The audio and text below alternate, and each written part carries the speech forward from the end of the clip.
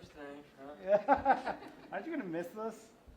You are going to miss this. Come on. You gonna miss me? Yeah, Oh, sure, yeah. sure. You know why Of you gonna course. miss me? Because say, let's wait on Joe. He'll say something. That's exactly. Am I right? I'm not Am gonna. I I'm right? not gonna deny that. I mean, I would not. I won't deny that at all. I want to get your reaction to this news involving the president giving his son a pardon. He had said for months that he would not do that, and now he is. What's your reaction of it? I just, as a father, I don't know of a father that wouldn't have done the same thing. It was not a criminal. I mean, it wasn't violent crime. It wasn't sexual crime. Now, with that, he'll have to pay, I guess, restitution, whatever he owes, or this or that, things of that sort. But I wasn't surprised from that standpoint. What I would have done differently, and my recommendation as a counsel would have been, why don't you go ahead and pardon Donald Trump for all his charges and make it, it had gone down a lot more balanced, if you will. So pardon him for for everything. Well, I mean, He's been charged, but he hasn't been convicted on the federal cases. But I'm just saying, wipe them out rather than going through all these court cases and getting, the president has to be the president for the next 4 years. Fighting all these criminal and all this other stuff's coming after him. Just clean that slate up. Let's get this behind us and move forward. That's what that'd been my recommendation.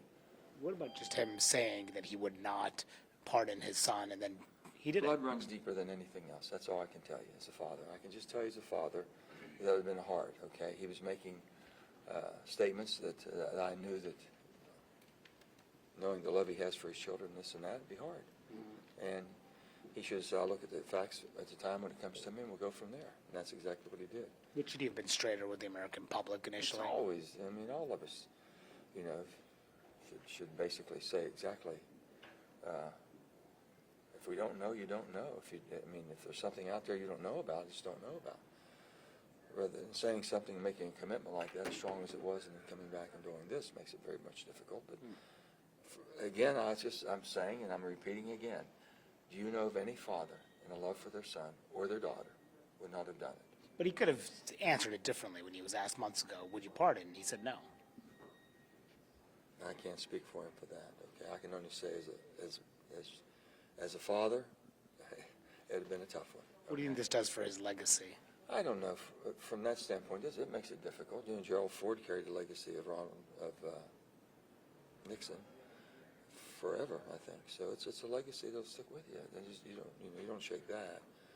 I hope they look at a lot of the good things he did and working across the aisle, getting some things done in a bipartisan way, and that was always his way of doing things. And I just felt that basically his staff pushed him too far left. Mm-hmm. But they knew that. It was nothing. I wasn't saying anything out of school. Just I said, I'd like to see you come back and be the old Joe I knew. Do you think he waited too long to get out of the race? Oh, I would never second guess that, from that standpoint. The thing about it, I think it sets a precedent. 100 days. 100 days is a good time limit to put on. It might make it harder for you all for your business and everything, but you get 24/7 here, guaranteed. If you were coming back, would you vote for any of these cabinet nominees? I'd like to know more, but I don't know them. Like RFK Jr. or or Kash Patel. Yeah, I'd like to know more about the backgrounds and things of that sort and qualify. My whole thing has always been qualifications. If you're qualified and have the background and everything, and it's showing you use good judgment and you have skill sets, when I was governor, I had to ask state senators to confirm a lot of my people.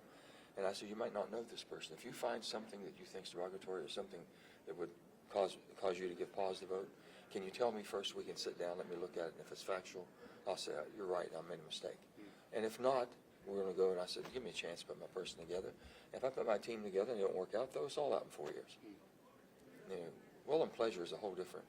And I think that we got down this rabbit hole as far as 51 throwing the 60-vote threshold out on judges and everything should have never been done. But the 51 should always have been done basically on will and pleasure. That means you come and leave. So I'm working for you. You're the elected official. When your term's up, I leave too. That's will and pleasure, unless I've done something nefariously wrong or criminal record or something I don't know about, or just totally unqualified to do the job. And that'll be for the senators, and that's right now it's on the backs of the Republican senators. And I have faith in the system, and I have faith in them that they'll look at it and see if they want to either support or endorse or basically confirm someone that's marginal. I know Susan, I know Lisa, I know they're tough. Are you giving advice to Jim Justice? No. Jim hasn't asked. Okay. All right. Okay. Jim hasn't asked. Let's talk more in depth before you leave. Well, So, the bottom line is this, Joe Biden's still a father. And paternal, it kicked in, and that's what it is. So I'm not going to cast stones. I think they could have balanced it out better by putting a blanket, throwing everything out on Trump, and made it much better. Yeah. I hope he would do that. Yeah. All right. Fair enough. All right. Nice chatting. How's Thanksgiving? What'd you do? It was good. Did you work? I worked.